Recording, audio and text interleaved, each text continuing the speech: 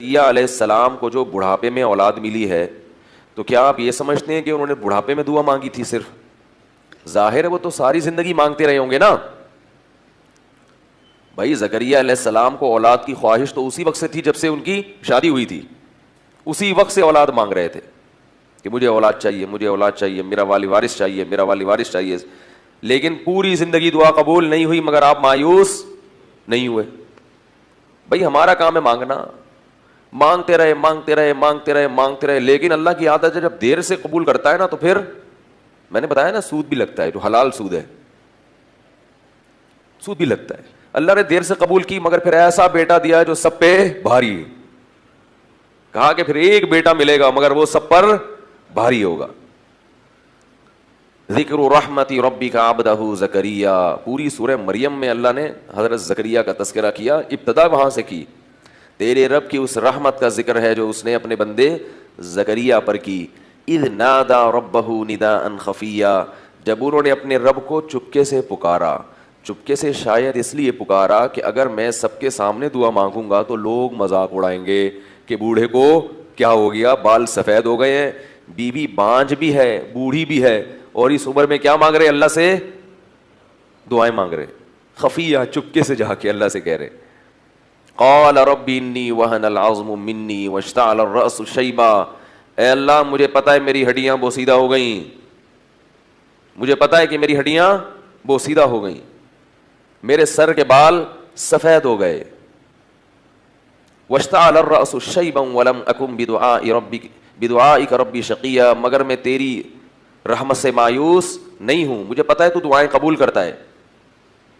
حب لی من لدنک ولیا, عطا کر دے, گفٹ دے دے, ہبہ کر دے اپنی طرف سے ایک میرا والی وارث. عجیب بات ہے, دعائیں مانگ رہے ہیں, جب دعا قبول ہوتی ہے تو پھر حیران بھی ہوتے ہیں.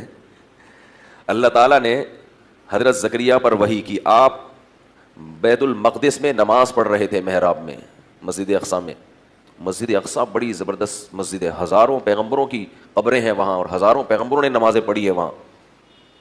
تو محراب میں اللہ نماز پڑھ رہے ہیں کہ فرشتے نے آپ پر آ کے وحی کی, یا زکریا انا نبشرک بغلام, اے زکریا ہم تمہیں خوشخبری دیتے ہیں ایک لڑکے کی. چونکہ دیر سے مل رہا ہے تو خوشخبری بھی کیسی, اسمہ یحییٰ, اس کا نام کیا ہوگا, یحییٰ ہوگا. اللہ نے پہلے سے رکھ دیا کہ اب جب گفٹ مل رہا ہے تو پھر تحفہ ایسا ہو کہ خوش تو ہوں.